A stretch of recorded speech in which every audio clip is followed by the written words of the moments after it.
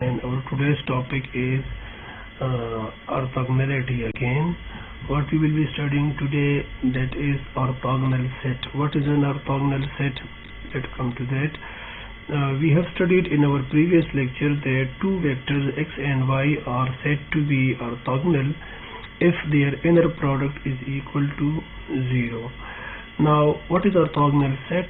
Suppose we have a set S which contains the elements of an inner product space X. Suppose we have an inner product space X, and among the elements of these X, among the vectors of these X, we choose few, for example 4, 5, 10 or so many elements, and all these elements are of the nature that if we pick any of these two elements, any two different elements of these, then their inner product will be equal to 0. It means that if every two different elements of a subset of the inner product space X are orthogonal to each other, then we say that the whole set is orthogonal. Again, I am telling you that if X is an inner product set and S is such a subset of X that every two different elements of S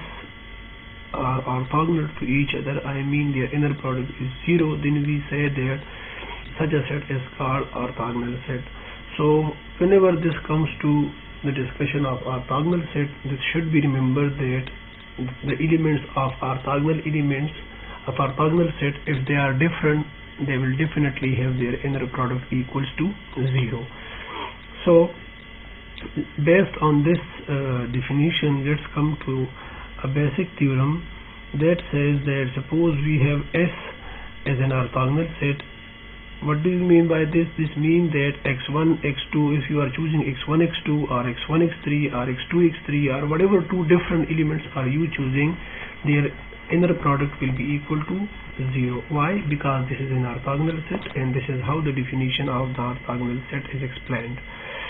So the theorem says that suppose we have a subset S of the inner product space X, and this subset S is orthogonal, then we have to prove that S is linearly independent. What do we mean by linear independent? Linear dependent and linear independent are the concepts of linear algebra, and we have studied it like, for example, we have a set S, then we say that if at least one element x1, for example this one, if this can be written in the form of the linear combination of the other remaining elements, then we say that this set is linearly dependent. But what is linearly independent? If there is no such element among all these elements that can be written in the form of the linear combination of other remaining elements, then we say that this set is linearly independent.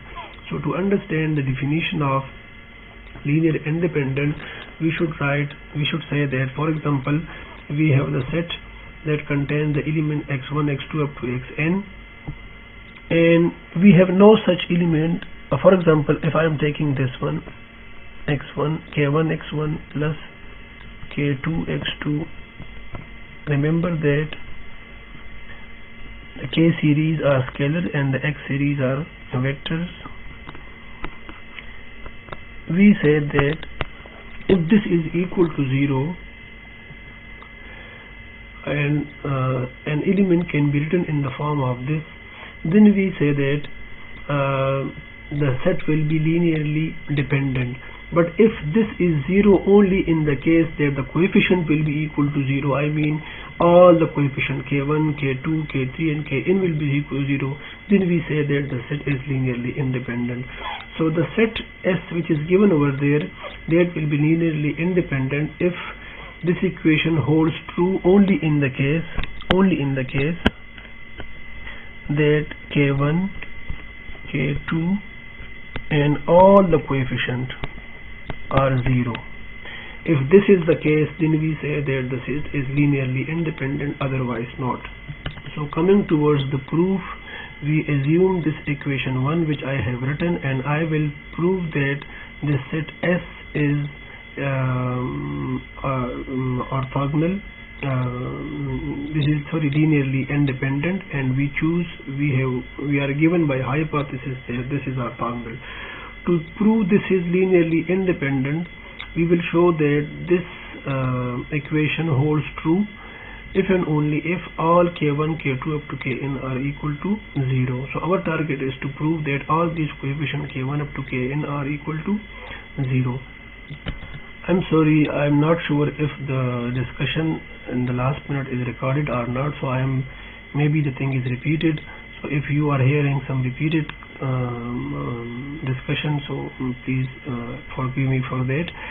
Okay, so to prove that this set is linearly independent, we will prove that this equation holds true only in the case if all the coefficients k1 up to kn are equal to 0.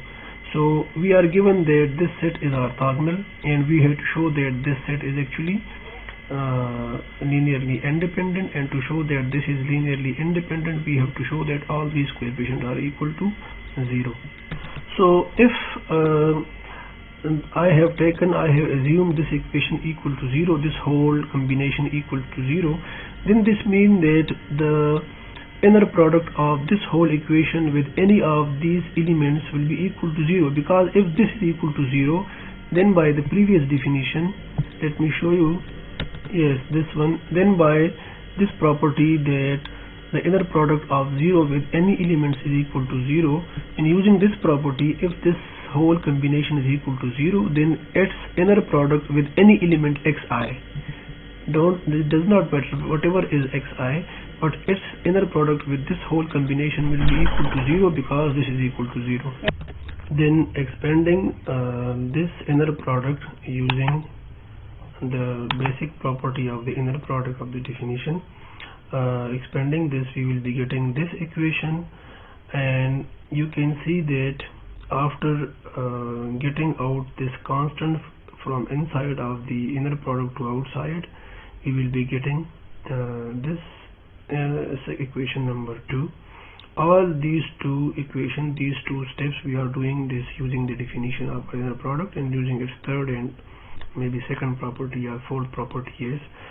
So when we are getting equation 2, since we know that the set S is orthogonal, it means that every two different elements are perpendicular to each other. This means that the inner product of all the two different elements will be equal to 0. Therefore we can say that whenever xj and xi are different element, j is not equal to I, mean xj and xi are different element, then their inner product will be equal to 0. But this will not be equal to 0 if j is equal to I. This means that xj or xi. If both the elements inside the inner product are same, then their inner product will not be equal to 0. Therefore, using this concept, x1, xi, x2, xi, all these inner products will become 0, because these are considered to be the different elements. x1, xi, x2, xi are different, but there must be some elements xi that is similar to this xi. I mean, when we are expanding this, so x1, x2, x3 up to we will have some element xi also, because we have taken this xi also from the set this one. So the inner product of, so this whole combination will be reduced to this one, because all these will be equal to 0 only when they are different, but there is xi also among all those elements, so it will not be equal to 0 in this case. So equation 2 is reduced to equation number 3. Because we can see that this is not equal to 0, inner product will be 0 only if these two elements are different, but here are the same, so the same case will be remaining over here.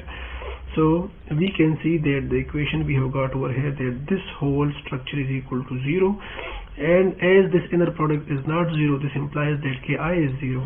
But since ki is an arbitrary element, therefore we assume that every k1, k2, or kn is equal to 0.